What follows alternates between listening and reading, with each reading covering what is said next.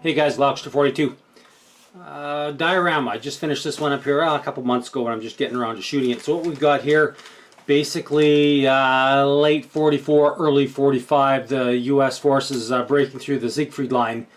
And I wanted to show some dragon's teeth, maybe a knocked out German tank, and some Allied soldiers rushing through. So what I used here was Tamiya's M4A3, this one here, and it came with these three figures, which I'll pan over to begin with now. While I'm talking about this tank, let's take a look at this one. That is this one right here. It came with these three running figures, which turned out really quite nice. Nice poses. Built right from box stock. I just added some bed rolls and whatnot from milliputty and all that, and a whole bunch of sandbags. I'll roll it around here in a bit so you can get a little bit better look at it. The tank at the back is also from Tamiya. It's Tamiya's Easy 8, and I've added bed rolls and some side protections from some logs. And then we've got Dragon's old Jagdpanzer IV L48 early production with Zimmerit. This is the one I did the not very good video on Zimmeriting. Such as it is.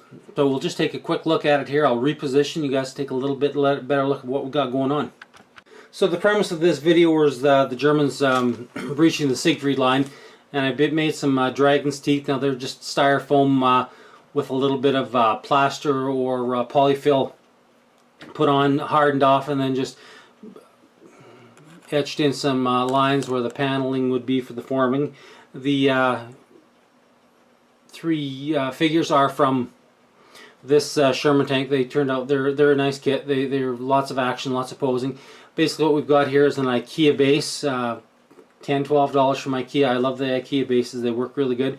We've just got some styrofoam and a little bit of celluclay and foam board over top of it, with just some mud made up out of the Sculptamold, with some coloring and some painting, a little bit of dry brushing and all that. Basically I'm not really going to talk about diorama construction. I just want to give you an idea of what you can do in very little effort. Like this didn't take that much.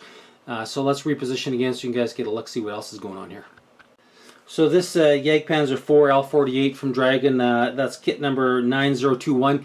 It's an older kit. It's not too bad. It's actually a pretty darn good kit for what you've got. Now, in hindsight, I wish I would have put a couple of shot holes in it from a Sherman or something, because generally the Allies never passed by a German tank without popping a shell in just to see if anyone was home. That's one thing I did miss. I should have done that. But we've got the MG42 on here with a few little pieces of cut brass wire just to show some shell casings. And basically I just wanted to show something, just a little snapshot. I do have a picture here I'm going to try and round up of Allied tanks busting through these dragon's teeth.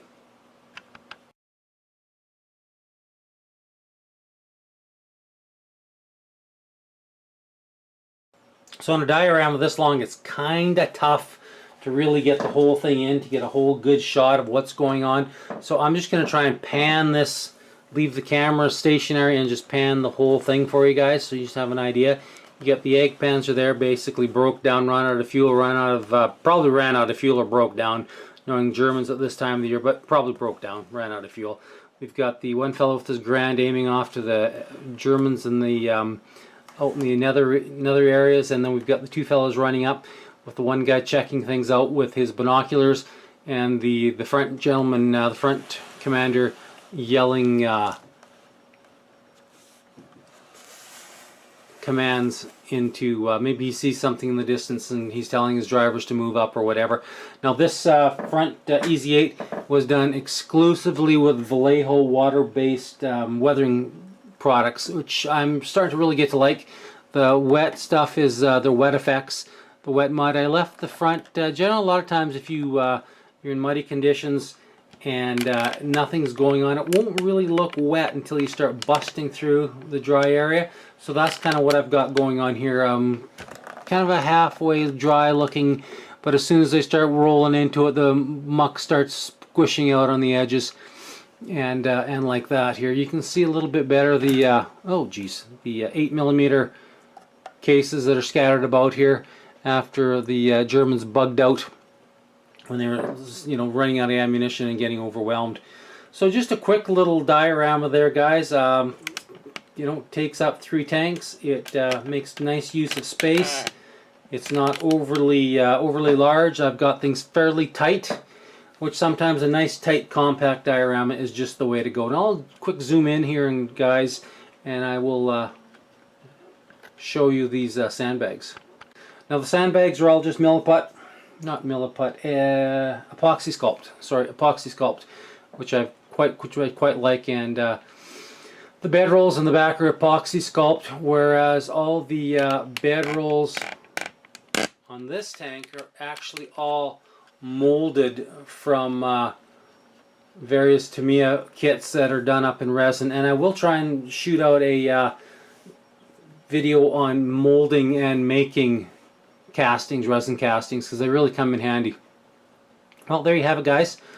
Germany 44-45. The Allies have breached the line, and the war is just about over. Thanks for watching. I really appreciate it. If you like what you see here, give me a thumbs up, comment, and if you haven't subscribed, feel free to subscribe. I really appreciate everyone who takes their time out of their busy day to look at my stuff. Thanks, guys. Later.